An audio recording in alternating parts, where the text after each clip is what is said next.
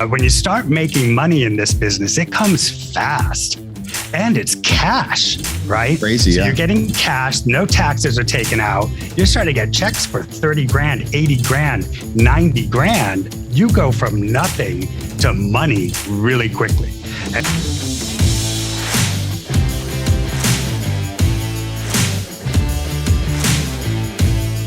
So the question is this: how do most agents find the secrets to succeed in today's competitive real estate market, especially when the top agents are keeping those secrets to themselves?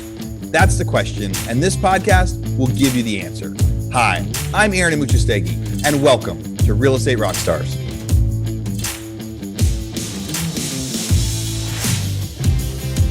Hey, Real Estate Rockstars. This is Aaron Amuchastegui. Welcome back to another episode. Today, I get to interview Stan Ponte. So Stan is out in New York City. I'm sure we'll have a lot to talk about. New York has been all over in the news this year. I was just looking at his website, saw this giant listing I'm sure we'll talk about a little bit later. It is a different world out there in New York. Stan, thanks for joining us. Hey, Aaron, thank you so much. Love the show, by the way. I love the idea of rock star. It's all about that. You gotta live it inside. To have it come outside. You got to live it. You got to live. I love that. Yes. You got to be a real estate rock star. The real estate is such a unique thing out there. There is no ceiling, right? There is no ceiling to what you can do, and you want to be the best at everything you can do. So thanks for listening to the show. Thanks for coming on and being a fan. When did you get into real estate? Yeah, I started in real estate. It was my 22nd year. I was a starving actor in New York City, living off of slices of pizza on McDougal Street. And my buddy went into real estate before me and took me to dinner one night, like got me this steak dinner with wine and shrimp cocktail and all this stuff. I'm like, where's he getting this money? And at the end of dinner, he's like, man, I got my real estate license and I'm killing it. And I'm like, you did what? He didn't even tell me. And literally, I was up at 6 a.m. at the real estate school that morning. And 2.5 weeks later, rented my first apartment and never looked back. That was 1999 or so. It 2000. was. And that first apartment was a basement apartment next to a water heater for an NYU student for $800. Yeah, it's amazing. I think agents, not all agents realize that leasing is a way to make money in real estate. Right. That's like helping people, especially college students, helping them negotiate their leases. I interviewed a guy named Andres 6 months ago, and he talked about that his first year or two focused on just helping college students negotiate their leases. And you got to start somewhere. And if it's starting with that little lease and look at you now, right? As you get to do that transition, someone would say, hey, Stan, how do you get to be luxury real estate and those high end stuff? Is the answer more than just 22 years? Yeah. I think what it honestly is going with no fear at every single opportunity. So, when I was renting apartments and really scrounging, it was hard. Like that's a tough business. I'd be sitting in the office on like Memorial Day, hoping someone would call to do a rental, and I'd be the only one sitting in the office. And one night I went to a party and I met a pretty big movie star. I guess I won't say his name, maybe I will as with the story, his assistant. And she's telling me how he's going to buy this big loft in Tribeca, $5-6 million. I'm like, really? Well, do you think I could work with him? Of course, never sold anything. I don't know anything, right? Yeah. And she's like, yeah, sure, and leaves. So the next day I call her. I'm like, so can you hook me up? Can we do it? And she just kind of gave me the cool shoulder at this point. The next day, I sent a bunch of flowers to her office with a nice note saying, is there any way you could introduce me? His name was Ed Burns. He's still a great guy. Yeah. And at any rate, so nothing, right? So the next day, I remember she'd said that she loves brunch from Balthazar, which is this great restaurant downtown in New York. So I go there, I buy a $250 gift certificate, and I put it in an envelope, and I send it to her office saying, brunch is on me. Pretty please introduce me. And my phone rings and it's her and it's Ed Burns and he's laughing. He's like, who the hell are you? I'm like, my name is Stan Ponte and I can help you get a loft downtown. And he's like, okay, well, I'll meet you Friday, 10 a.m. You'll have a car, right? And I'm like, yep. So first of all, I have no suit that fits me at this moment. I've never rented a car for a day. I don't know how to do that. And I had no access to listings. So from that Tuesday to that Friday, I had to get us in to a group of listings. I had to figure out how to get a car and driver, a good one. And I had to go buy a suit. Did it all, met him on Friday. The shorter version of this story is we had an amazing 3 days out looking at property. And then he bought something without me that was an exclusive of the very company I work for now, Sotheby's. So it does come full circle. But that's an example. Like I just wouldn't take no for an answer. I knew I could get through that door. I just had to keep banging on it and buying gift certificates and flowers. There's so many parts of that story that are worth unpacking. The Giftology is a brand out there. A friend of mine, John Rulin, wrote the book called Giftology, but his kind of whole business is figuring out how to get your foot in the door with people by listening and giving those gifts. Some people would say, "Oh, you were so lucky that you were next to that girl at a party, right? Oh, we bumped into her." But that was like such a small part of that. Like we see opportunities all over the place. We meet somebody that knows somebody, we meet somebody there, we get this contact. But if we don't work toward it, like if all you had done is send the first thing, or all you'd done is send the flowers, I'm sure it gets to that other one where she's telling her boss, she's like, "Oh my God, this guy just sent me $250 now." Like at that point, she's like, "I'm feeling bad now." Like whatever the version is, when they call and he's laughing with her, he's like, "Cool, you're going to work this hard. Let's go give it a try." And I love that idea. I mean, the only part of the story that stinks is he didn't end up buying a deal with you because you did all this investing into yourself and making it happen. But what else did you learn in that transaction? I learned a lot in that transaction. I think the number one thing I learned was when I learned that he wasn't going to buy it from me, I was right back at my desk that very next morning, back to work. And then God came in and gave me just a little moment. And when I was out showing Ed Burns, of course, people are like, who are you? First of all, there's no Stan Ponte. There's no person named Stan Ponte in New York real estate. And I've got a movie star and a stretch limousine, and I'm dressed in a nice Armani suit, looking good. And so I got a call from the owner of a very high-end white glove firm, literally 2 or 3 days after this. And she said, "Now, I've never heard of you, but my brokers have met you with this movie star. I'd like you to come and meet with us." So I go for an interview. And the next thing you know, I was hired into one of the most luxury, high-end firms in the city. And the owner of that firm, Elizabeth Stribling, became a mentor to me. So each of these steps, they start to piece together. But the through line is you got to get up in the morning. You got to remind yourself that it's another great day. And you just can't let anything get you down, because this business is tough. This is a tough business. My phone is sitting right here. Any minute, I could lose 4 deals. Yeah. But you know what? Any minute, I could get 4 new deals. And I choose to live in that world, not in the down world. Yeah, it's that growth mindset. We've gone, I mean, you lived in New York. You became an agent in New York in 1999. You have been through some crazy ups and downs, especially New York City, thinking about, like, I think about September 11th. I think about housing crash. I think about COVID. Like, wow, you have seen some stuff. Yeah. And it's really easy. We get there's 2 different mindset opportunities. Somebody called me today and they said, "Hey, I bought a new car and I'm nervous about it. I'm having this worry that it's too expensive of a car payment."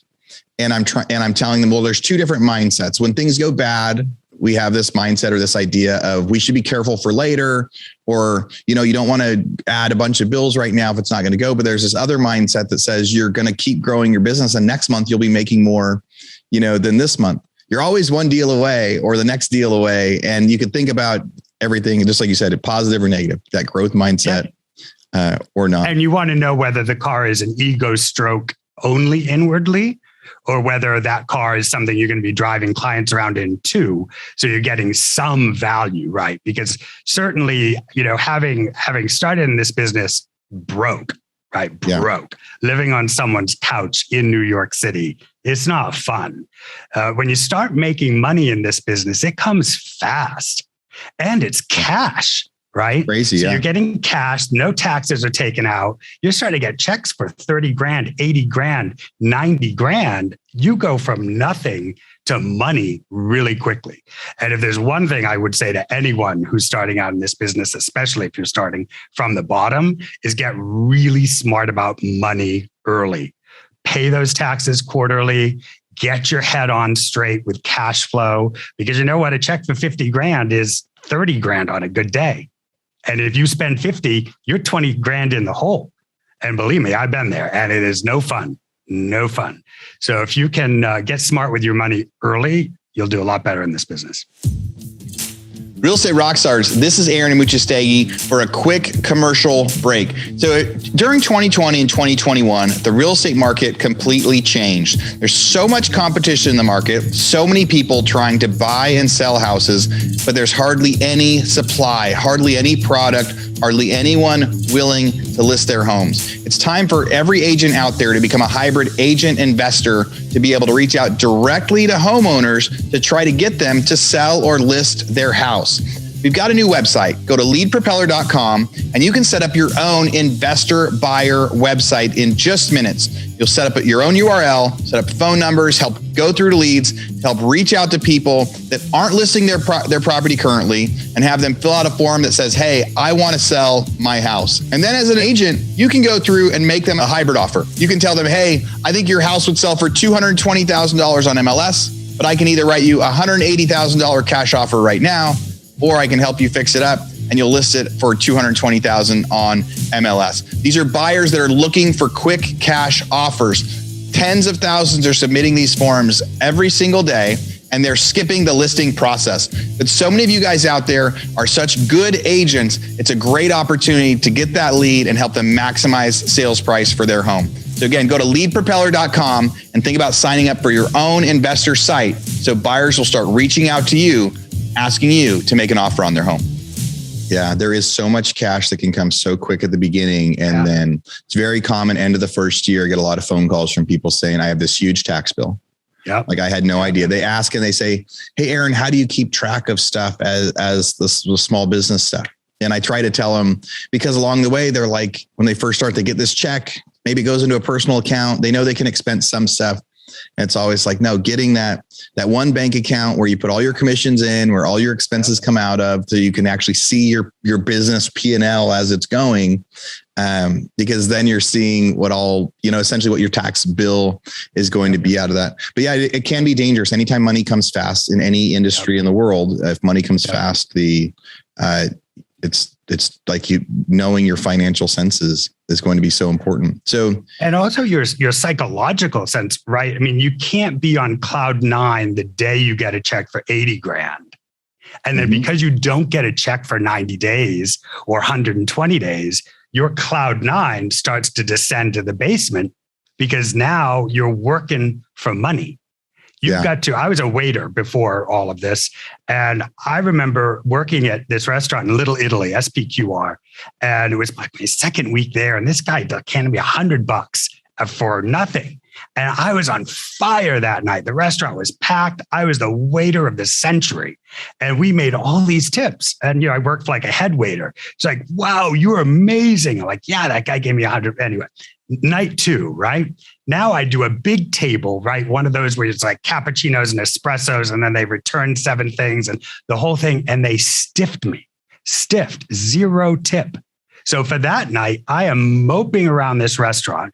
We sit down at the end of the night, did just as many people, just as much money came through the restaurant. And the head waiter's like, what happened? I'm like, yeah, they stiffed me. It's like, listen, you got to come in here every day and work. You can't work for tips. And I say, you can't work for commissions. You've got to do your job to the best of your ability as a real estate broker representing your client. The money follows. I promise. I've lived it. The money follows. If the money leads, it's very hard to keep it going. Very hard to keep it going. At least it was for me.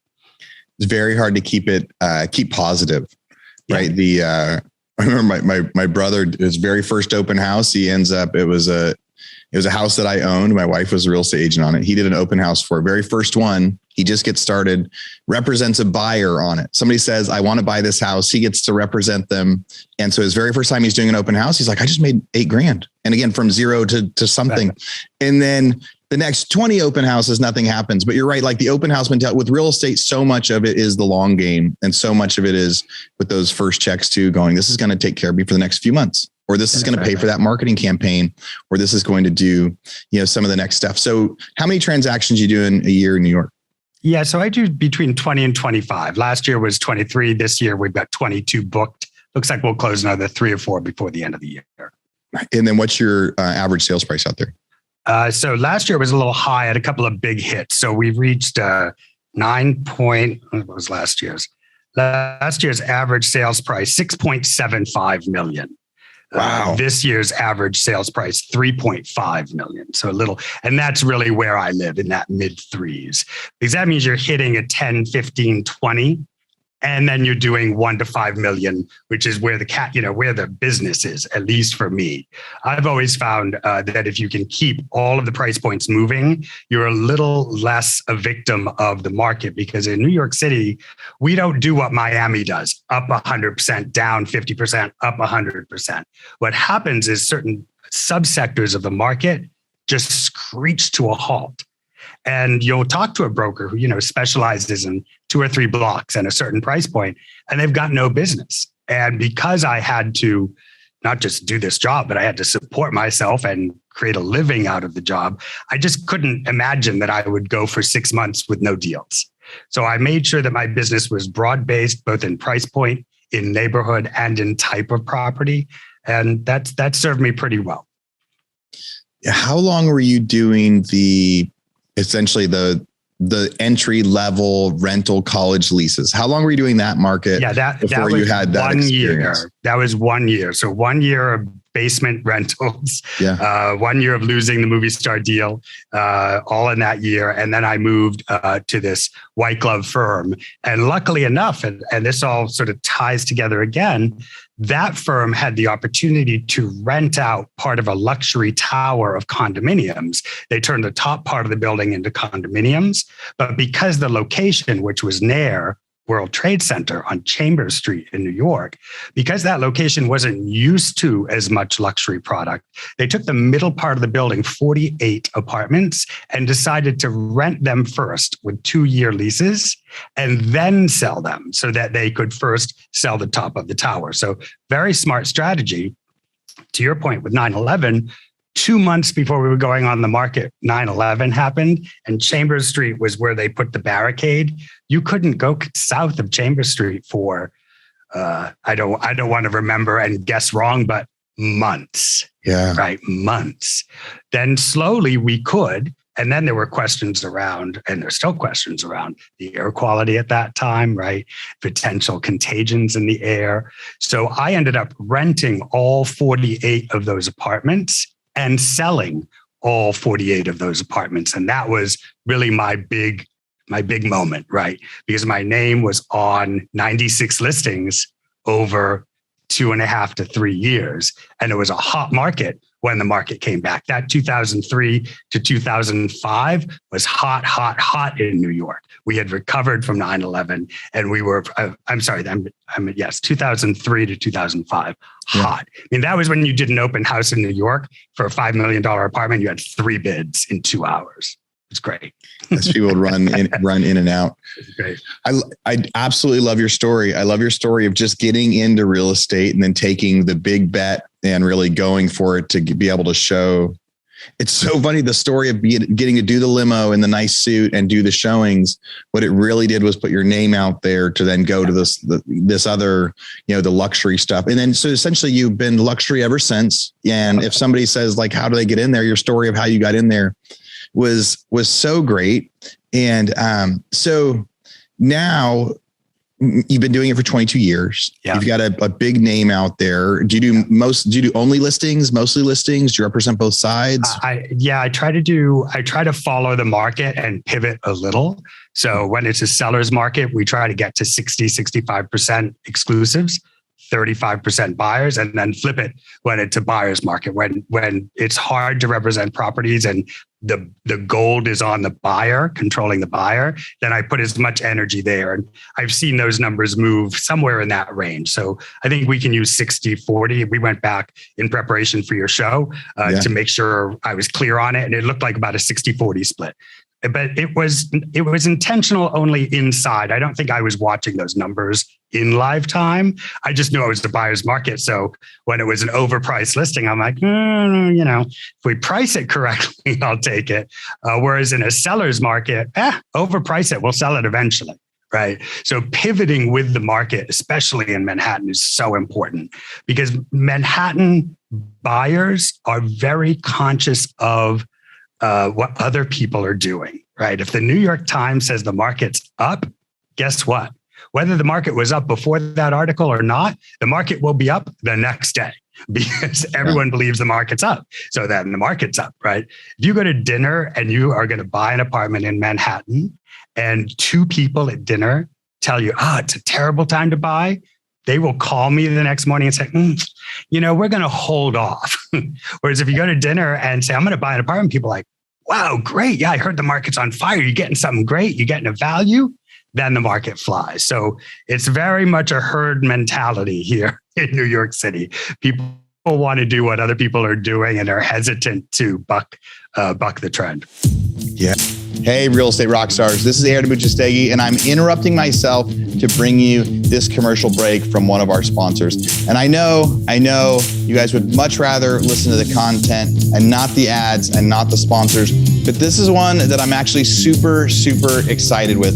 So many of the realtors that we interview on the show, they talk about how much systems are important and how much follow-up is important. And I'm really, really excited about our new sponsor. There's somebody I've been looking at for a long time. And when they reached out to me, I said, yes, we have to be able to do this deal. So that sponsor is Follow Up Boss. On an interview last week with agent Mark McGuire, I asked him what his favorite software and what his favorite system was. And he said it was Follow Up Boss. And then he went on for another 3 or 4 minutes to talk about why Follow Up Boss was the best CRM he uses. So there's a lot of superstars out there that use Follow Up Boss. Some of the stats they gave me: Robert Slack, 1.5 billion team in Florida, #1 in the US. He uses Follow Up Boss to get a 400% ROI on his massive paid lead spend.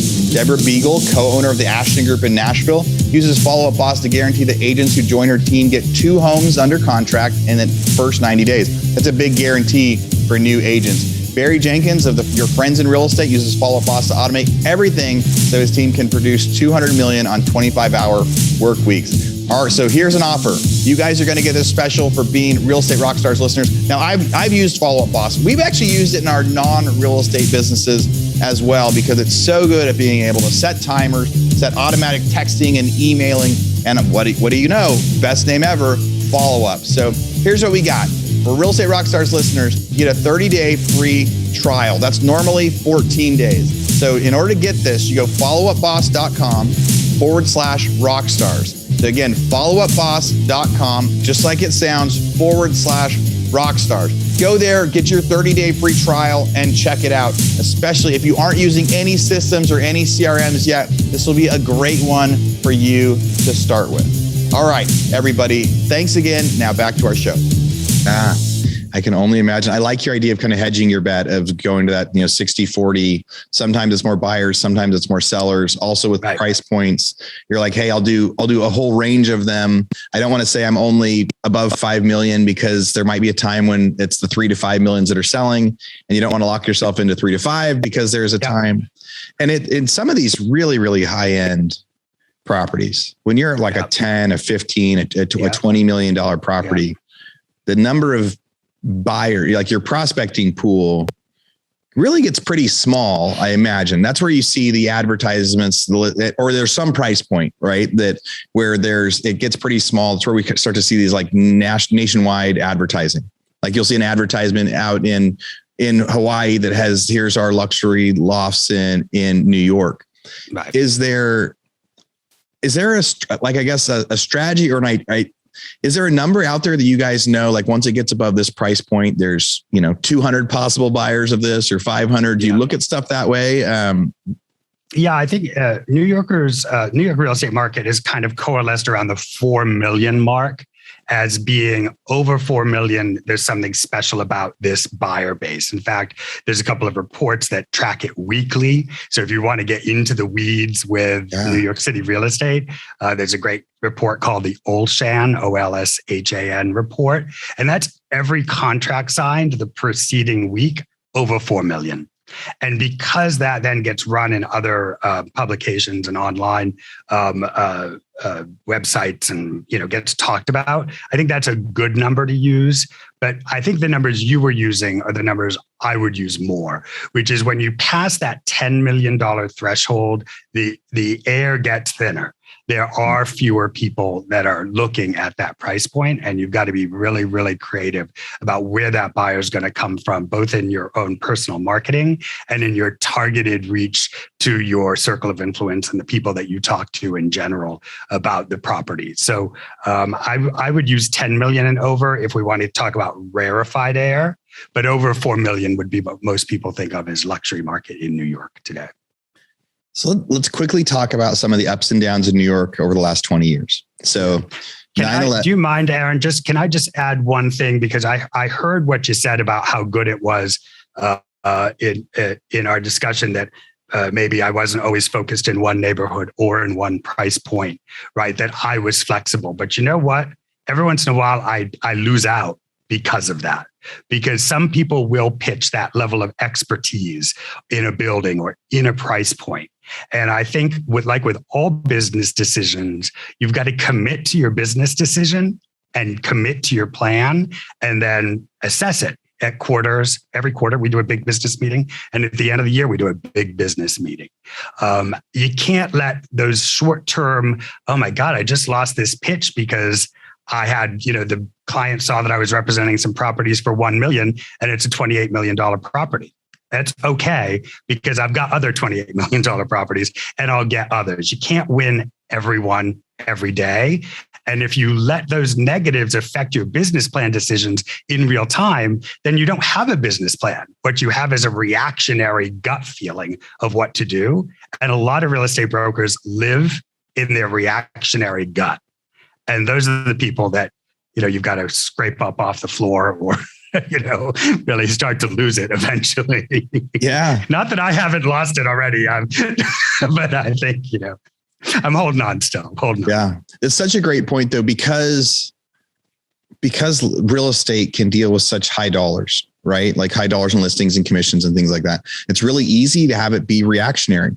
It's really easy to say, I just lost that deal. I should have told him whatever he wanted, or maybe I should have just focused in that. And I've had people come on the show and say they only focus in certain niches, and that helps them. I've had some people say, I only do this zip code because I want to be this zip code expert. And if someone wants me to drive 15 minutes, I don't think I can do it. And then, and I like your philosophy too, as a different philosophy, but reminding everybody, whichever strategy you choose, don't react on it in the moment, react on it once a quarter and see, did it work out more often than not? Yeah, absolutely. I mean, it's a business, and the more you can take from business classes, right? The more you can, or surround yourself with people with business experience and education, the better. This is a serious business. If you want to, get to 7 figures a year of income consistently, that's tough.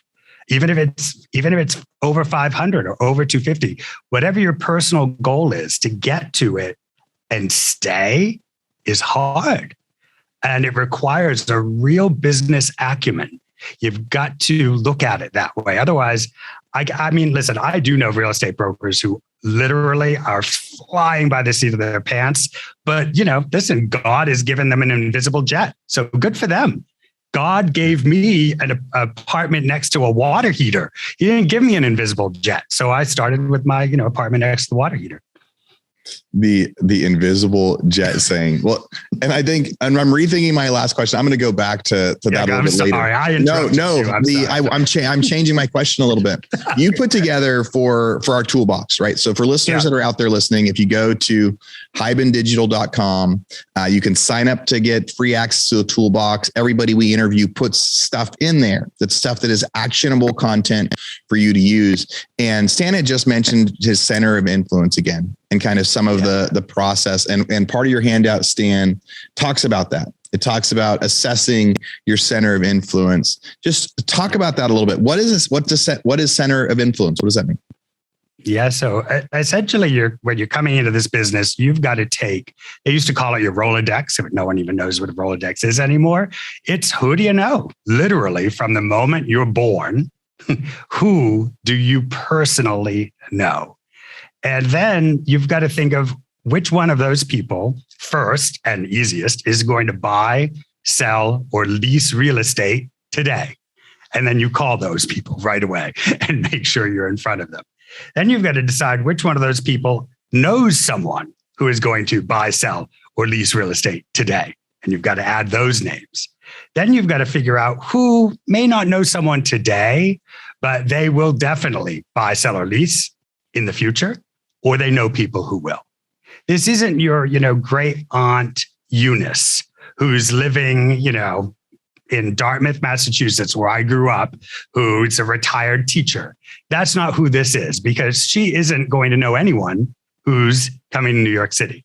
Yep. But my aunt who lives in California, who all of her friends' kids are working in New York City, does know people. So it's hard because sometimes people think, well, I'm going to, take all my friends out and make them my ambassadors to grow my business. You've got to sort of make some hard decisions about friends and obviously keeping your friends and spending time with them, but focusing hard on who is not only going to do business with you, but who I call can be a cheerleader for you. Who's going to be out at dinner and they're going to literally hear someone at the table next to them saying, yeah, we're in New York to buy an apartment. I want my circle of influence to literally look over and say, well, if you don't have a broker, I know, in 2020, the number 2 broker in New York City. So if you're into that kind of thing, call Stan, because you want one answer. Do you know someone in New York City who can help me buy an apartment or sell an apartment? And I want that person to say, yeah, I know a great guy. His name is Stan. I can get him on the phone right now and he'll talk to you. That's the goal. And these 5 steps that I put together are all about that goal. But it starts with really being honest about who's a buddy and who's someone who can broaden that circle of influence. Yeah, well, you guys should definitely go check it out. He's got 5 steps on there, starting with making an honest assessment with that center of influence, and then kind of going through these different ways of again, filtering it, trying to do the outreach. And I also like 5 a day. You got to pick up the phone, text or email 5 people you know every single day with something interesting to say. Right. So in the morning, I read all the blogs. I read the New York Post, New York Times, Wall Street Journal. I read everything I can consume. And I build a small list of 5 people. So if I read about an apartment selling upstairs from my client that I sold an apartment to 2 years ago, I write down, because then I'll call that client later in the day or text or email, whatever is the way they like to communicate. Say, hey, I noticed that apartment 2 floors upstairs just went on the market for $7 million. Great that we got you in at 4.5. Have a great day. That's it. In and out. Right. Yeah. But that person knows I'm alive. They know I exist. And that person sometimes happens to call and says, you know what, Stan, we were thinking about selling. Why don't we sit down and talk about it? If you do 5 a day, it's hard to do. 150 a month, right? Do the math. There's a lot of contacts. This will be a huge piece of business. You either run 5 miles a day or you don't. And you know the difference between people who run 5 miles a day and those who don't? Yeah. They run 5 miles a day. Yeah. That's the only difference. You either do it or you don't. You either call 5 people a day or you don't. But if you do, you'll make more money.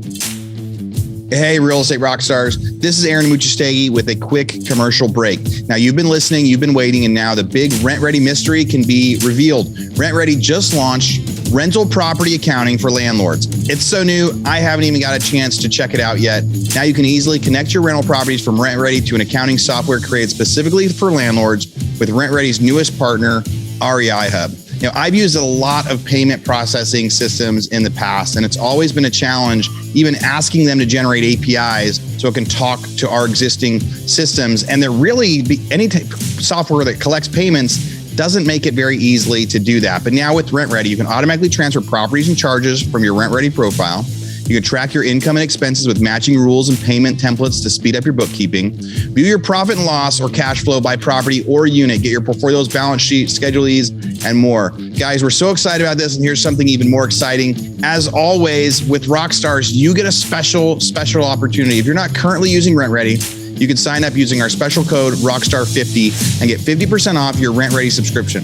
Once you set up your properties, you can add rental property accounting as a premium feature. If you're currently using RentRedi, go check out the new accounting features designed to save you time and money while you manage your business. And remember, it's RentRedi with an I at the end, RENTREDI.com. Thanks for listening. Go check them out.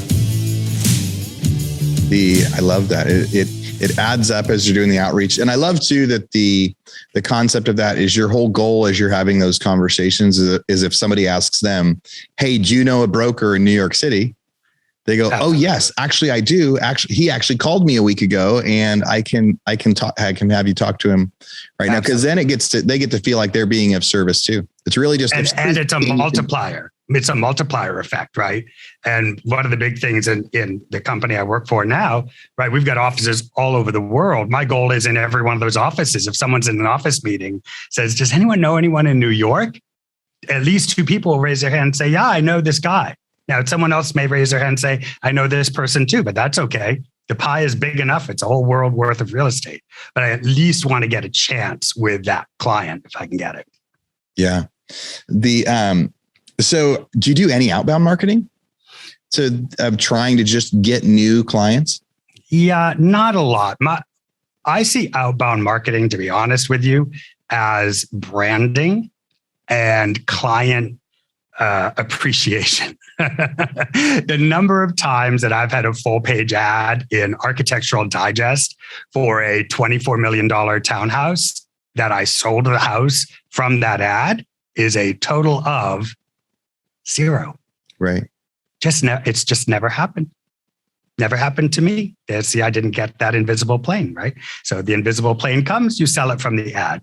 But my client's happy to see their house in Architectural Digest. And everyone that reads that Architectural Digest that knows me is like, wow, look what Stan is doing. And that branding gets built. So I don't even think of it necessarily as outbound marketing. I think of it as brand management and client appreciation. Yeah. The client appreciation is true. No matter who they are, everybody loves seeing their listing out there, their property. And they love seeing better pictures of it that are even like, and sometimes you're like, wow, this looks even better on the photo than it looks in person. Yeah. Yeah. When we were selling our ranch out in California, the pictures that got put on the listing were definitely something that I'm way more proud of some of the listing pictures on the property that got sold than even some of the pictures when I was there, because the pictures do. Yeah. So I think you're right. It's that client appreciation. So when it comes to leads, a lot of our questions we ask people is like, what's your source of leads for listings? What's your source of leads for buying? Yep. I'm assuming that's just around kind of your center of influence of getting those referrals in, right? It is. For me, it's 70% is broker to broker referral.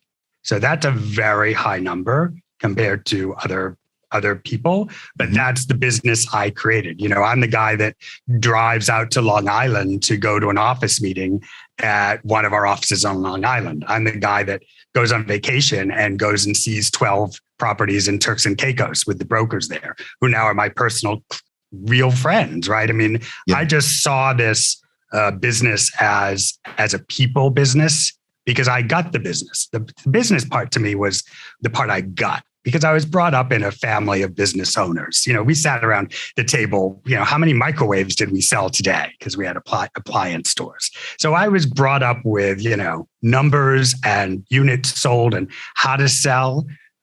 What attracted me more was the individual, what we're doing, this talking, this starting. I'm going to leave and I'm going to kind of know Aaron now. And right. I'll think of you and I'll maybe ping you with something. And, hopefully you'll think of me and ping me with something and put me together with somebody. That's life. I mean, we are who we choose to be with, right? It's our choice to build our life, the fabric of our life. What does it look like? What's on our body? What's in our world? If it's not something that makes you happy, don't have it. Remove it from your world. We create our world and everything in it. And, for me, that's surrounding myself with really cool, interesting, smart, loving, caring, happy people. And the other people, if I have to sell their house, I'll get through it. But I try not to attract them. I try to attract the other group. Yeah, I could see and feel how genuine you are and how genuine you are with people and with these relationships and saying, no, the relationship's important to me. If I'm going to go out and go to that listing, it's creating this real stuff. Is it even possible to have a CRM or a technology or a system or an actionable trick to help show client, if most of your stuff is client appreciation and most of it is hardworking, outbound dialing, reminding people, and I love that. Is there any trick to showing the client appreciation that you use? I went to an event. It was a front row event, met several people that were like high-end people in their businesses all over the place. And all of us were like, I can't wait till we see or talk again. And we exchange numbers and social media and all that. Yeah. But then it's easy to forget. Like if I'm going to that city, I'll probably remember those guys, that were these or whatever. But do you have a process or any thinking behind that? Yeah, I go to I sit in on a lot of good CRM classes, and I've had a lot of people pitch me on their latest app that does it all better. And there's a lot I could improve about my business model. And I imagine that a digitized client relation management system would help. I think I have used my resources and time on public relations. So I have, a private public relations person, a private social media team, and the assistants that are full-time that help me to communicate and stay in touch. I also created a referral network at a website called ourtrustednetwork.com, which is brokers in all these markets. So those people I sit in the front row in Dallas with, we add them to the website and we have meetings and we have in-person meetings and Zoom meetings. So I think I because of the way my brain works, I have gone top down, not granular up. But someday I'll stop the wagons for a few minutes, maybe as a result of this conversation, say, you know what, where is that CRM? Why aren't I sending a direct email to that person? I am in some ways. We use this company called Active Pipe, right? So I think we've got 45,000 people in my database. So all those people are hearing from me, right? Once every 60 days, 45 days, with either some new listing or something fun. I do a holiday sing-along, literally, where I'm singing in front of my piano. We invite people to that, so I don't know. No one has gotten me to do the CRM, and I don't know if it's their fault or my fault. Probably my fault. So thank you, Aaron. I will add it to my list. Where's my pen? If you find a way, I want to continue to build authentic relationships with people that I have these experiences with. I don't want to forget them. And I've got a group of guys that I see a few times a year. And each time I do, I'm like, why don't I talk to these guys more often? Why do I kind of forget they're in my network until I re-see them, and the brain gets busy? And so I love what you're doing. And and it'd be great if there's a way to remember to do stuff like that. Maybe somebody's going to send an email to both of us after this. Yep, and say, here is a way to do it. There are systems that do it. I mean, they can, my phone can be bleeping right now saying, hey, call Aaron. You were on his podcast 60 days ago. It does that. I just never did it. Yeah. But it does do one thing. If I hang up a call and say, I'll call you back, it reminds me in an hour, like, hey, did you call that person back? So maybe the technology's there. All right. I want to finish with this, Dan. I went to your website. Yeah. You have this crazy listing on there. Yeah. 2 Park Place, Pinnacle Penthouse, New York, New York. Yeah. It is the top of this tower. I'm looking at these pictures of these giant vaulted ceilings and archways. And it's like a James Bond, Batman type scenario. Tell me about this thing. How did you get the listing on this?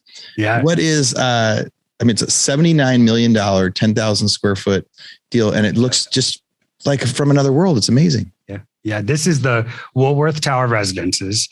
And this is the Woolworth Tower in New York City. Remember the 5 and Dime? Remember Woolworth stores? Yeah. Does that ring a bell at all? So totally. Frank Woolworth built this tower, and it was the tallest building in the world in 1930. 2014. And about 10 years ago, a developer bought the top of the building, the 29th through the 58th floors, and created about a $500 million sellout, 32 apartments. Well, I, along with my co-director of sales, Josh Judge, good friend of mine, got the exclusive. So I have sold 30 other apartments in this building, and now there's 2 left. Pavilion penthouse on the 29th floor for $23 million, but then the crown of the building. So if anyone goes on stanponte.com, it's fun just to look at it. It's literally a castle on top of a skyscraper, right? It's a castle. And you live in this space. And at the very top of it, there's a 360-degree observatory terrace, which is the same terrace. Have you ever been to the Empire State Building or to One World Trade, where you go to the highest building and take a picture? Yeah. Well, people used to do that from all over the world, but they came to the Woolworth Tower. And that observatory is now private to this Pinnacle owner. So we are actually in active negotiations as of this date. It's actually a little less active this week, but you got to let negotiations ebb and flow. But we're working on it. We're working on a deal for that apartment. It's one of, one of the advantages doing this job, especially with a company that's got offices all over the world, is I've stood in these apartments in Hong Kong and in London and in India, and it's all over the world. There's no apartment like this anywhere in the world. So look forward to seeing who's going to buy it. The best part to close up on it is we didn't finish it out. It's a white box. What you're looking at there are renderings by Thierry Despont and by David Hodson, one classic look and one super future look. So we didn't build it. This is white box. You bring your architectural team with you and you customize it. You just get that top tower area to have the best doing it with some of the best views in New York. Fascinating stuff. I've been in real estate for a long time. I like to say I've been involved in every type of deal, or I've seen every type of deal. And this stuff is some next level excitement stuff. But I started the show with the question of how do you get stuff like that? Right. And part of it is working hard, 22 years of experience, but we got to dissect during this call that there was a lot more to it. There was just so many steps to it. There were so many. It wasn't just putting in your 22 years. It was about taking every opportunity you could when you took it. It's about putting a suit on a credit card in order to have a good experience. So much fun. Suits are expensive. I had no idea. I remember buying one for the first time I had to go to something too. And it was like, I was so excited and nervous all at the same time. And betting on using that kind of giftology at the very beginning too. And then when you have your moment, go all out. Like do whatever you can to present the moment. And then when you get the moment, you didn't say, sorry, I can't get you a car. Right. You're like, I'll get you the car, I'll get you the suit. And then it leads to just like everything else you did in business. Stan, people are going to want to reach out to you. They're going to want to ask more questions. They're going to, after they download your toolbox item, they're going to want some follow-up. What is the best place for people to reach you? My cell phone is the best way to reach me. You can just text me 646-489-3066, 646-489-3066. Always happy to talk. If I can't talk, I'll tell you I can't. If you're coming to New York City and you want to treat me to breakfast, I'm a good breakfaster. Meet a lot of new brokers, especially people coming into the business. I kind of love that. This conversation we had a little bit reminded me of some of the conversations I've had with people who are like, how did you start? Right? Because people don't know what to do. You show up with this real estate license. How do you put one foot in front of the other? So I don't know. If I get 2 calls, I will meet with 2 people. If I get more, I saw that you have a lot of people that watch your show. So I don't want to overpromise and underdeliver, but if I can help, I will. And more importantly, of course, if you're buying or selling or leasing New York City real estate, then I will really pick up the phone. Yeah. Last, very cool, New York City real estate, is it back? Is pricing back? God. Is it better than it was a year or 2 ago? Is it demand high? You know what? Demand is crazy high. So try this one on. Third quarter, 2021, right? We just finished third quarter. More transactions than any time in the previous 32 years. Wow. But here's the caveat. We had so much inventory, pricing is still flat.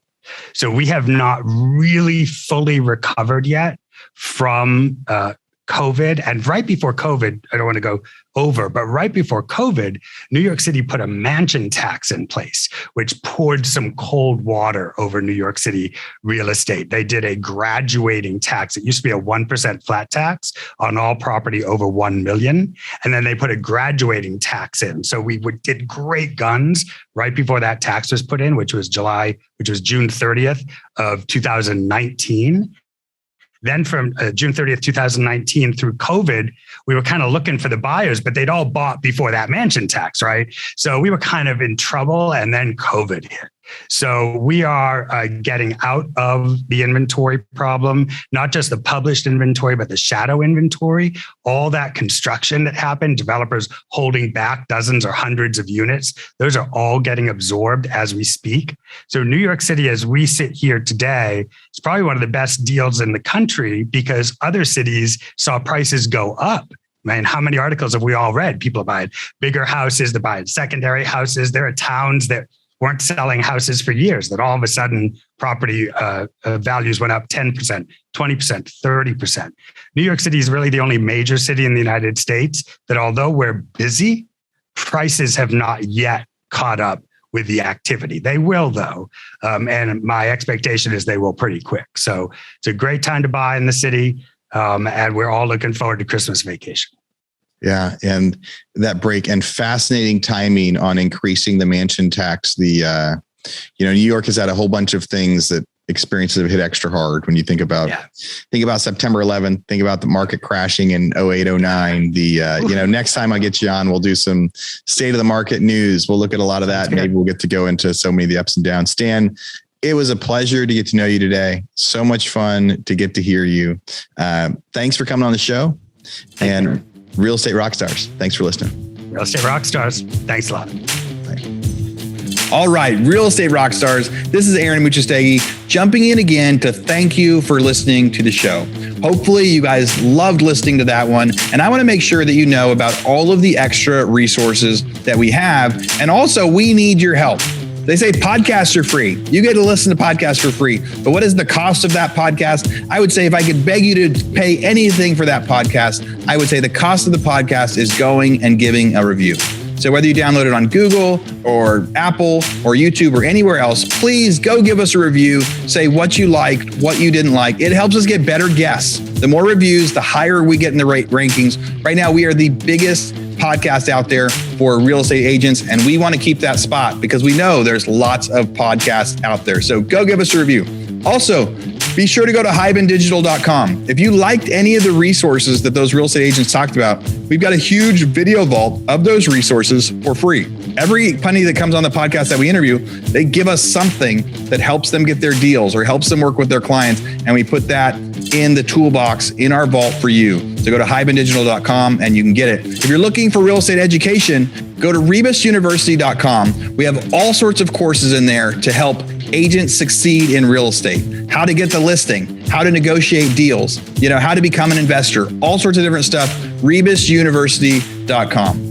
And if you want to chat with me, go find me on Instagram. And if you come find me on Instagram, you can send me messages. Tell me what you want to hear. Tell me what you liked, what you didn't like. We try to put a bunch of content out there too. You can find me in two different places. It's at rerockstars.com for our Real Estate Rockstars page, or at aaronmuchastegui.com for my personal Instagram page, where I can chat with you about all sorts of different things. Thanks for listening. We'll see you again soon.